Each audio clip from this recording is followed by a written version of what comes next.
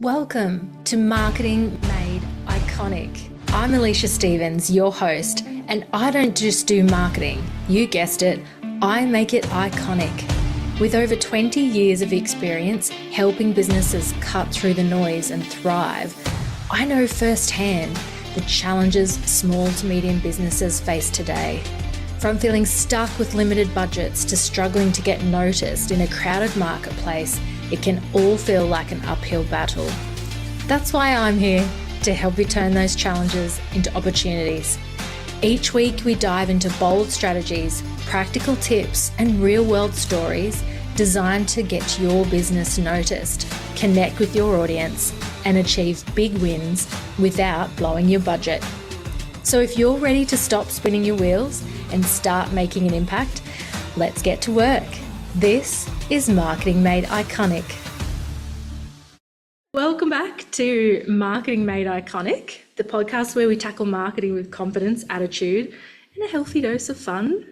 I'm Elysha Stephens, your host, and today we're diving into the fascinating world of non-profit marketing with a guest who knows all about breaking barriers and creating impact in a sector that thrives on purpose.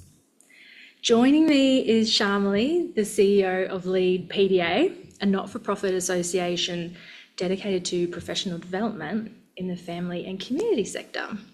Lead empowers individuals and organisations to build capacity and has always supported the community sector workforce.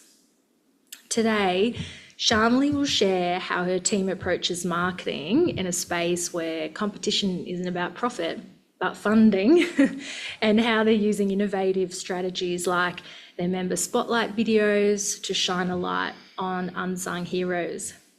So let's get into it. Well, welcome to you, Sharmily. Well, thank you, Elysha, for that very kind and warm welcome. It's an absolute pleasure to join you on Marketing Made Iconic.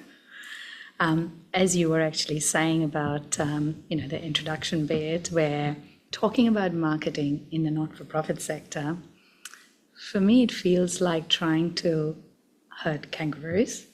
Saying it's challenging is to say the least. Yeah. And at Lead, where we are just not about building capacity, we believe we are about building sustainable, inclusive, and strong communities. If that means getting creative enough to make our stakeholders look twice, do a double take, we are all in. So this opportunity to have a conversation with you about marketing in the not-for-profit sector, I'm really excited. So thank you for having me. Oh, you're welcome. And so before we kick off, we want to share a wholesome life hack for the listeners today. I always kick us off. So my wholesome life hack is practice what you preach, which I think is like... Powerful one. Yeah, I know, right? And not one that people haven't heard before. But I think if you think about leaders and business owners, leading by example is important, I think.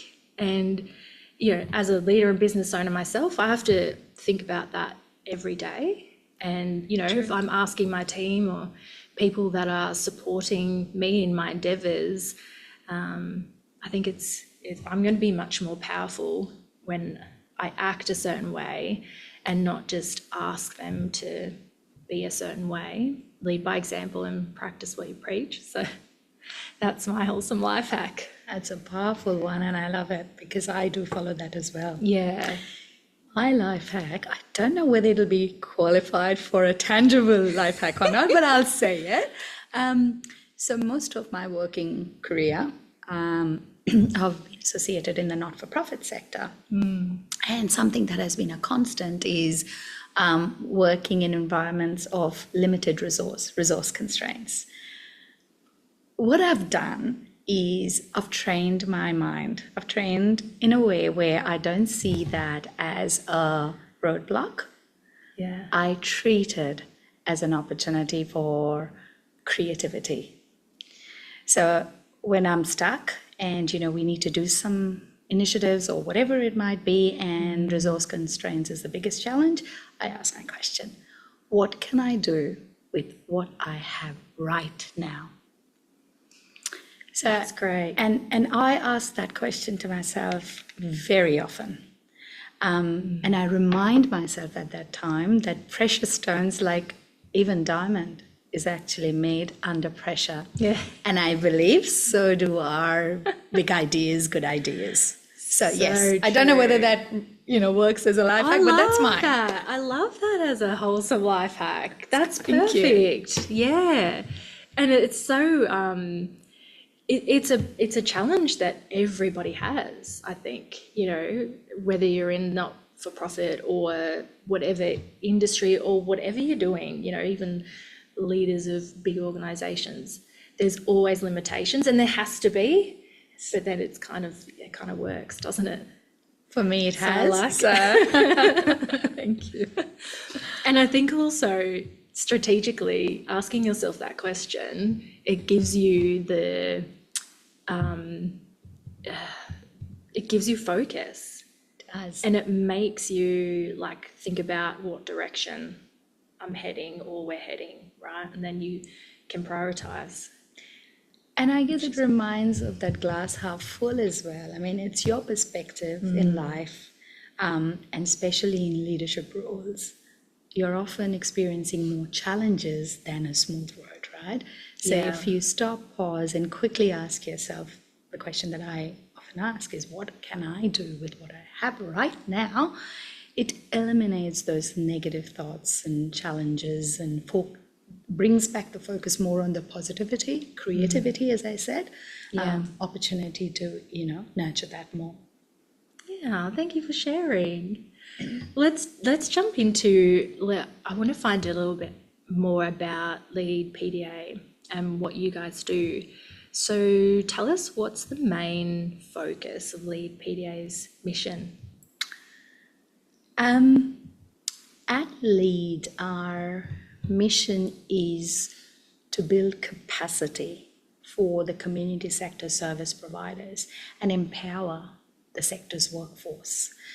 So you could think of us as the Swiss Army knife of workforce development and capacity building. So whether it be professional development or upskilling needs, or it be overall sector support or organizational capacity building, we are there to support. And it could be for individual workers, practitioners, it could be for organizations or the sector overall. So what we focus on is to equip the sector and its workforce with the most up-to-date, and I'll kind of show you 5 key things: strength-based, trauma responsive, not just trauma informed, but trauma responsive. Yeah. Evidence-based, culturally inclusive, and outcome-focused. 5 pillars of practice to ensure that our sector and its workforce are able to provide the right services at the right time, but every single time, so that there's a consistency in experience. We also focus on fostering intentional collaboration, inspiring, thinking outside the box, but also consistency in practice. It's really important for our sector to ensure that vulnerable community members are experiencing consistent practice experience from our sector and its workforce. And most importantly, the overall workforce well-being. So that's what I think in a nutshell Lead's mission and focus. That's a big job. It is indeed. And when we think about marketing in this sector, in the not-for-profit sector, it has its unique challenges, as we touched on in the intro. What do you think they are compared to the for-profit sector? Oh God, where do I start? How long do we have? Yeah, exactly. So with my limited knowledge in marketing, as I understand marketing, the 4 Ps of marketing, product, price, position, and promotion, it's very different in the not-for-profit sector. We are not selling a product. We are providing services that are built around trust, hope, and change. So it's sometimes really challenging for our sector because we provide all of that, those services built around those three things I've mentioned, often working with shoestring budgets. Yeah. Right? And in addition to that, we find ourselves competing with each other for the same pool of funding. And this is just my thought. I've often found myself that marketing in this sector feels like, juggling flaming swords. It's kind of, what we expect is not applause, but more trust and the opportunity to make a meaningful difference in the lives of vulnerable people. And you need support to do that. Correct. Yeah. So that exactly that. And so what we are hoping is to keep that service ongoing, we need funding. Yeah. So that's what we expect out of our marketing objectives and goals. I think you've probably got two pillars. It's like you need people to be aware, stakeholders to be aware, to gain that funding and support, that practical support to be able to deliver those important community services. But then the people you're delivering it to need to be also aware that you are here to deliver that service, which that's how I relate it back to any sector, the for-profit sector. That is the same challenge.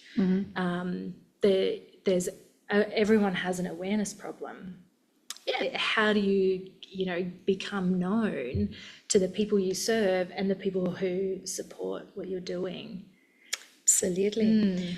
And the unique nature of the not-for-profit sector, particularly the community sector that I'm Lead is associated with, for us, our stakeholders are just not customers. Yeah. They are community members, mostly vulnerable community members. They are our funders, like as you said, funding body. So it's very different. It's kind of, we have to have a balance. And as I said, if you add the component of the competing nature within the service providers, we have to have a very good balance between being authentic and also what impact we are making, so that we can continue to attract that kind of funding to support our services. So it's really important to have that strong messaging, which is quite balanced. Yeah. And that engagement and connection too, which is all part of marketing, but being connected into the right spaces. Yeah. Being in the right space at the right time. I mean, what I often believe is positioning. It's important, as you said, positioning is very important, and that attracts attention. You get noticed because of that, but what keeps you in the room is trust. Right? I love that. And in the community sector, it's so important for us to, yes, be seen, be noticed for our impact, but also in a position where we are the trusted place to go to get service by community members, but also funders, because they know our quality of service is, not compromised. And I call that brand building. There you go. You've got the good words. I'll label it. That's actually the perfect segue into what I wanted to talk about next. In a sector that requires such careful messaging, how do you balance being bold and creative while maintaining that sensitivity and trust, or whilst also building that sensitivity and trust? As I was sharing with you, Elysha, it's like, juggling flaming swords while walking on a tightrope. So again, reiterating, boldness does help us getting noticed, but trust gets us in the room. So it's really important for us to have that balance. But we tend to focus on balancing between that boldness and the trust. And the third element that the team focuses on is storytelling. that is authentic and impactful, but always respectful. So we don't want to be seen in the sector as, stepping on other service providers' areas of delivery, but we also want to share the impact that we are making, we can make, how can we be more relevant. So it's actually the right balance is what we often try and do, but in everything that, particularly for our marketing, we've always put in our 110% to be authentic. Yeah, and it is that balance really, because if you had the sort of full force attitude of let's just get seen by as many people as possible in whatever means or way possible, step on toes all over the place, you wouldn't get that sensitivity. I guess especially in your space, there's a lot of community support, a lot of sensitive, even trauma-related kind of situations and certain stories that you want to share, but they're very serious and there's a lot around that to be careful about. Absolutely. And to add to that, and I think it may not be unique to a community sector, but anyhow, what I think is the work that we do is very relational. Yeah. So marketing in that space is has to be carefully thought through. Yeah. And a number of elements of, keeping in mind that we are here to make a difference, we are for purpose, not making a profit, but also showing an impact. In a way, we need to show our viability, how we are relevant, as I said, so that we are seen as the authentic, but also trusted place for service delivery, both by our stakeholders and our funders. Yeah. And you guys have done recently, started doing a special project, which you're calling your members spotlight videos. And I know you guys are really passionate about this. Yes, and we want to hear about it, because I think this is a really nice example of what we've just talked about. Is, how do you get the word out there? How do you share? How do you do that marketing and grow awareness? So what's the Member Spotlight series? What inspired it? And how's it created that impact we're talking about? So Lead's Member Spotlight was born from true spirit of collaboration. Yeah, nice. And why I say that is, there are a few elements to it, but why I say that particularly is because, as I highlighted, we are in a sector and our operational landscape is such that service providers are competing for the same pool of funding. Yeah. We wanted to show the sector what authentic, intentional collaboration looks like, because it can get confusing with coordination. Sometimes I've seen coordination is not collaboration. They're very different. So we wanted to demonstrate, and as you said, practice what you preach. We wanted to do that and demonstrate that. So that's how the Member Spotlight came in being. And a couple of things we try and achieve through that. One is highlighting the incredible services that our sector service providers are doing. Yeah. With working on shoestring budgets, but making a real impact for communities. So that's one thing we wanted to show.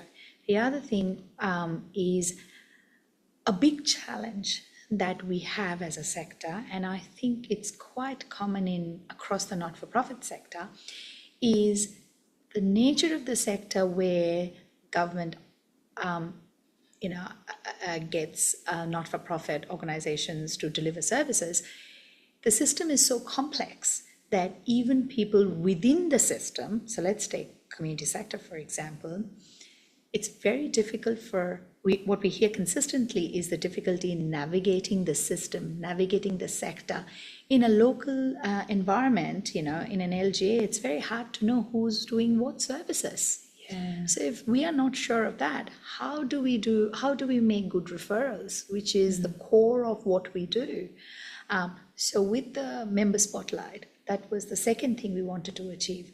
We wanted to join the dots. We wanted to help people understand their local landscape. Who's doing what? Okay, these are the services. And sometimes visuals, you retain visuals more. So we now know these organizations operate in these LGAs and these are the services you do.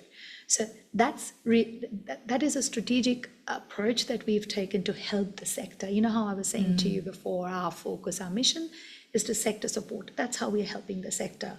So we're not only helping position or highlight some of these small to medium-sized service providers, the impact they're making, we're helping the sector join the dots, easy to navigate the sector. And it's not just the sector, often community members find it really difficult because our organizations, the service providers, the names themselves doesn't say, are you a service provider providing youth services or DV support or whatever that might be.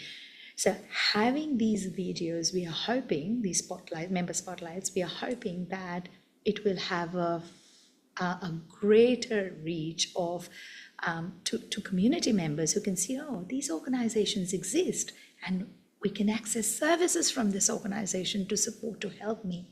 In those moments of crisis in life, that's what you need. So that's where the member spotlights started, or, where it was born from and where we are at with that. Right.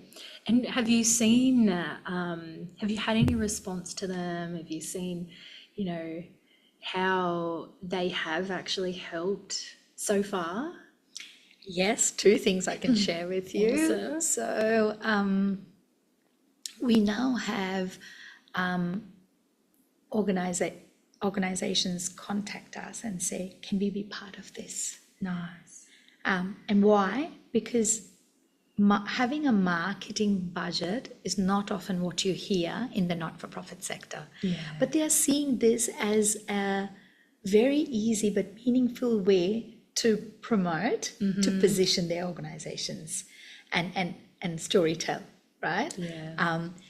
So that's one element that we've had. The other thing is a couple of organizations actually have reached out and said, you know what, we had 2 new team members join us, and a couple of the questions they asked was, how do I go and meet everyone, all the other sector stakeholders and partners? And very quickly we thought, okay, you may not be able to meet everyone, but the member spotlight lead will give you a good overview. So it's kind of being embedded in their induction virtual tour, if you can say. So I think that in itself says a lot to us about the success of that. And I'm really very pleased to share with you, I think Lead has led the way in this, because now since we started the member spotlight, we've seen a couple of our peak bodies in our sector have started it under different names. So yes, we've led the way, and that's really good to hear. You heard it here first. That's really good. So good to hear. And because we know it so well in this sector, the success of, the level of impact that we can have on the community and the people that you serve is based on great collaboration. And that collaboration, I think, starts between all the different community organisations and not-for-profit organisations working together and coming together as one force. Yes. And we're better together, right? Absolutely. Anytime, what we cannot achieve everything on our own. Yeah. And that's been the biggest mindset shift that Lead and I, in my role in the last 2 years, have been trying to encourage and inspire people to think. that what we can achieve together will be far more greater, reaching to communities. We don't all have all expertise. Yeah. We don't have all the resources. Let's come together and be experts in our areas. So specialized. And it's not rocket science, it's not something new, but we need to learn from other sectors. There is a reason why there's specialized services and things like that, so that we don't become everything for everyone. You just made me think about, we've been talking a bit about like Central Coast Community Women's Health Centre, where I sit on the board there, about it's a digital world now, and we have to think outside the box, and to reach more people, we have to be digital. And I'm a digital marketer. We do digital marketing for our clients, but I feel like things are, I don't know how to explain this, not necessarily shifting or coming back full circle, but I think there's a real realization coming about at the moment that human connection and connectivity and relationships, like I drove down to film this with you today, because that human purpose-led things we do is just critical, is going to be really critical. And that's what the collaboration centers around a lot, even though your member spotlight videos, and they're going out into the digital world to get that extra exposure, but they're centered on a human first relational approach. Absolutely. Because although the so-called the product, the outcome of it, not the outcome, the output of it is like a digital online video format. Yeah. We do it in person. Yeah. So the team and I actually go out. That's our opportunity to learn more about those members, what they do, where they are, what's their impact in the local area. So we are actually doing it in person, building that relationship, and using it to help and assist the sector, because not everyone is in that space or has that capacity to be able to go and meet in person. And again, new people are coming into the sector, and more services are starting up. So there's no way we can do that. But if we maximize our efforts, and the benefits are seen by the sector, that's what we are hoping to do. Yeah. And digital space, yes, of course, we can talk a bit more about it as well. And I want to talk about marketing trends next. And I know you said you're not a marketing expert or anything, but off the back of the member spotlight videos and what you've noticed there, and we also talked about staying relevant and impactful. Is there anything you've noticed, particularly in the not-for-profit sector, around trends that are happening outside, which you've already mentioned? Definitely. I think you touched on it. Yeah. More and more not-for-profit organizations are embracing the digital world to promote, which is a great thing. But from my perspective, what's really important, given the sector we are in, is that being authentic. So just, being on... How do you pull that authenticity through on the digital channels? Yes, is very important. So no matter...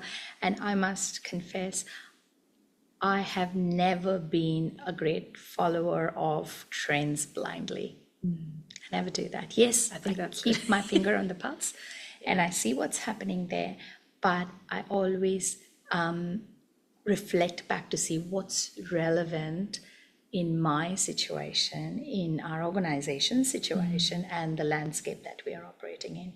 And I think it's really important for our sector, particularly the leaders in the sector, to understand that there's this big trend happening, where we take photos of us in different meetings we go to or other things, and we promote that on social media, which is a great thing.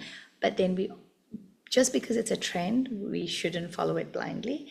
What was the purpose of the meeting? I think our stakeholders are more keen to hear that. What's the story? What's the human story behind it? Or what's the outcome that we are expecting. And I'm not saying we just share stories, they should be backed up by data as well. So as long as we tick those kind of things, there's a bit of real human-centric, authentic story. There's some expected outcomes that either we've achieved or we're wanting to achieve, and driven by data. If we kind of go through those things, I think. Well, see, I think you're a marketer after all, so that's the classic advice that I give people as well. You know, we don't want to follow trends blindly, and we want to make decisions based on data and what we know, and sometimes that our intuition is based on the data we've observed over our years of experience. But yeah, not all trends are worth following, and it's got to come back to, like you said, the strategy. What's our purpose? What are we here for? What's our strategy? If it doesn't align with that, it's probably not worth doing. Yes, absolutely. And I think you've beautifully explained how that LeadPDA's marketing approach ties back to its broader vision around professional development and capacity building. Was there anything else you wanted to share around how do you tie that back, what you're doing in sort of the marketing and awareness space to what LeadPDA stands for as an organisation to build professional development and capacity building? As I said, we try and strike a balance wherever we can in sharing real human stories that are authentic, that are impactful, because I think that's what our stakeholders want to hear.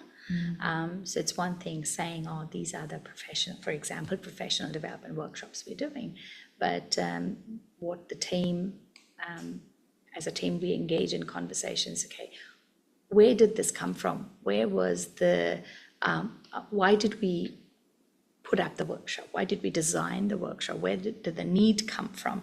Saying that story, sharing that story from the need to the delivery and the outcome is what we try and balance and share.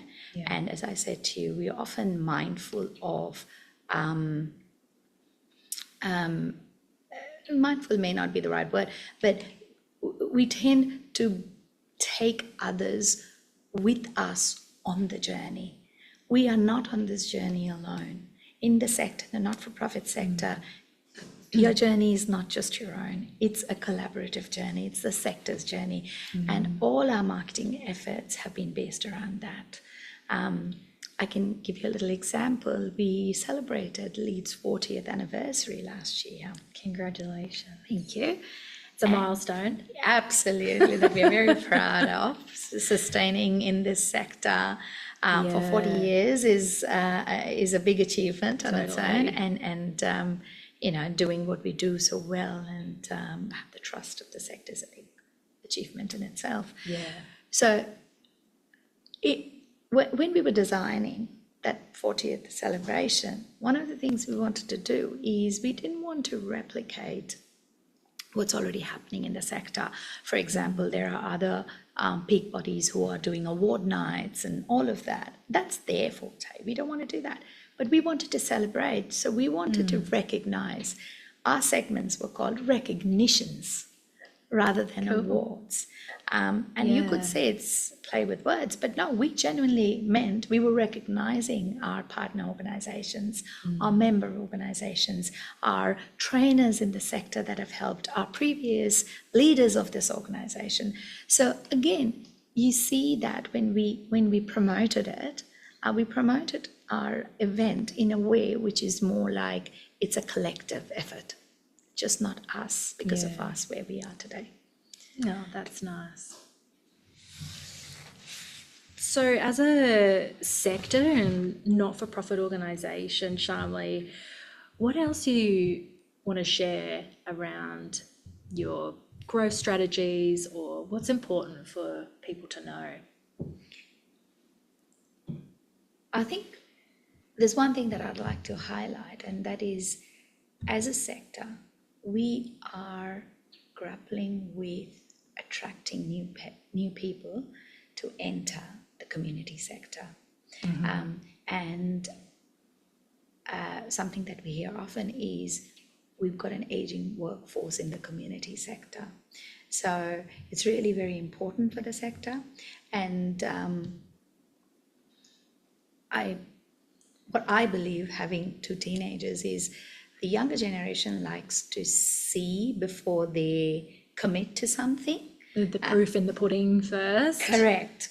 Show me. And we are a sector that we cannot compete with other industries and other sector on wages. Okay? Yeah. So the only way we can be visible is by showcasing the real impact that we are making in the sector. And our member spotlight videos, one of the things that I missed mentioning to you earlier is the purpose for doing that was exactly this point, where we wanted to showcase this sector as one of the key sectors making an impact, changing lives, and so that young people can see the sector as for them to have a career, not just a job, but a place where they can make a real impact. And I think that is what drives the younger generation, is where they can make an impact. So our member spotlight is another key thing of doing it, is to build that promotional aspect, not just our member organizations, for the sector overall. Yeah, and as an employer, I suppose. I know you have a very young, passionate staff member on team. Maybe around my next question around, what are your thoughts around the latest happening in the digital space, like TikTok? We get lots of questions of TikTok. Should I be on TikTok? And videos and reels and things. How do you guys approach that? What are you guys doing or not doing? You know, the best person to answer that is Lizette from our team, who looks after a lot of our marketing, and she would be the best person. May I just invite her to join this conversation? Yes. Thank you. You must have thought about this a bit, Lisette. Yes, I have. So when I first started, and I remember I had my interview here, and before I came, I was like going on social media, like Instagram, searching up like lead professional development, nothing. Like I tried Facebook. Ours is a bit more like popular now, but I couldn't even find it on Facebook. Didn't have LinkedIn at the time because a lot of young people don't have LinkedIn. Yeah. So I searched on TikTok as well, no lead professional development. So I was like, oh, they must not have social media.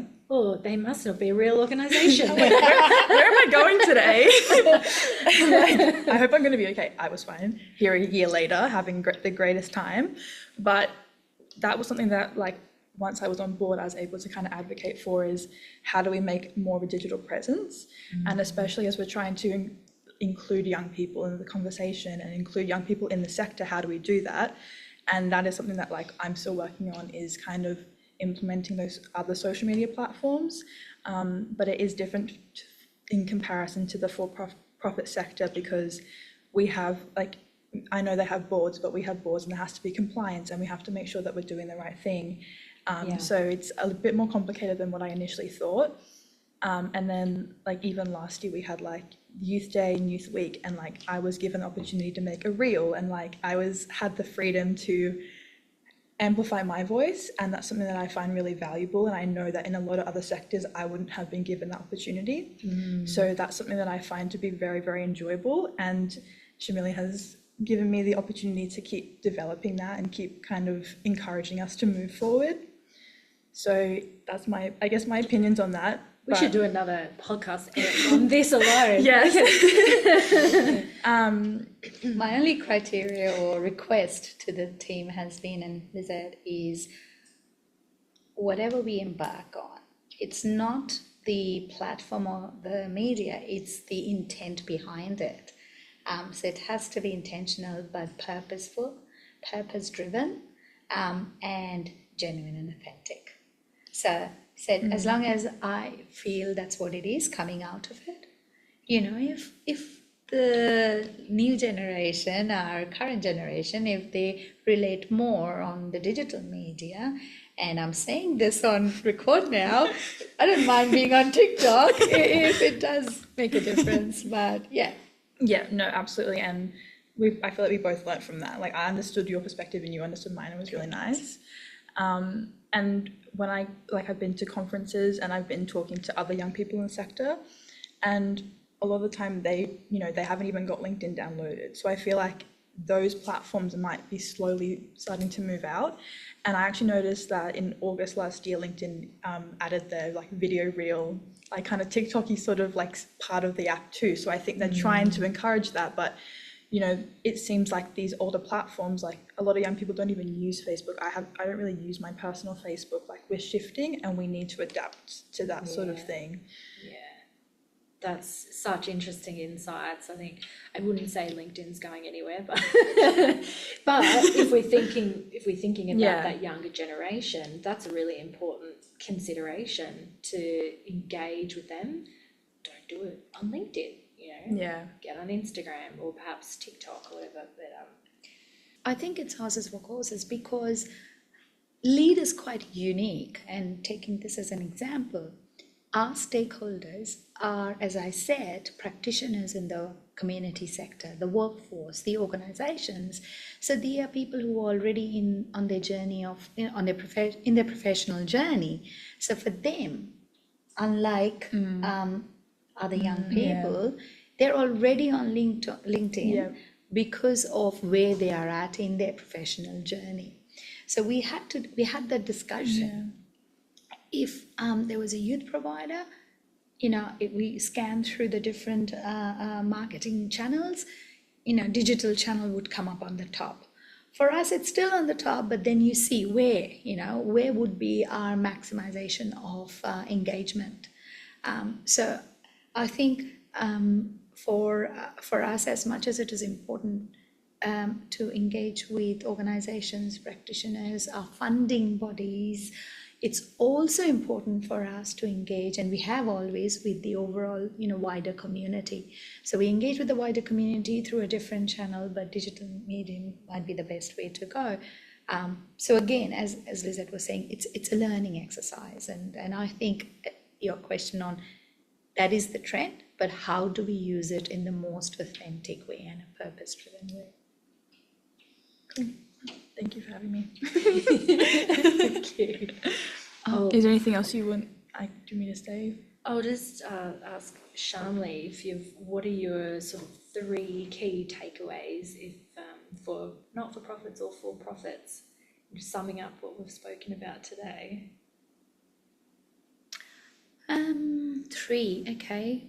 1, I would say, can't emphasize enough, is being purpose-driven, whether we're in the for-profit or not-for-profit, in the marketing space. Making sure that's at the centre and not forgotten. Yes. Yeah. And I'm a strong believer of storytelling. Yeah. Let's not underestimate the link between storytelling and the human connection. Love that. So I think, again, irrespective of whether it's for-profit, not-for-profit, our marketing should be built around that. Because people's emotions, the way we think, the way our brains are wired, we tend to be gravitated more towards stories. Yeah, grab onto stories. Yeah. So and we retain the information better when it's in a story form. Yeah. And thirdly is being authentic. Yeah.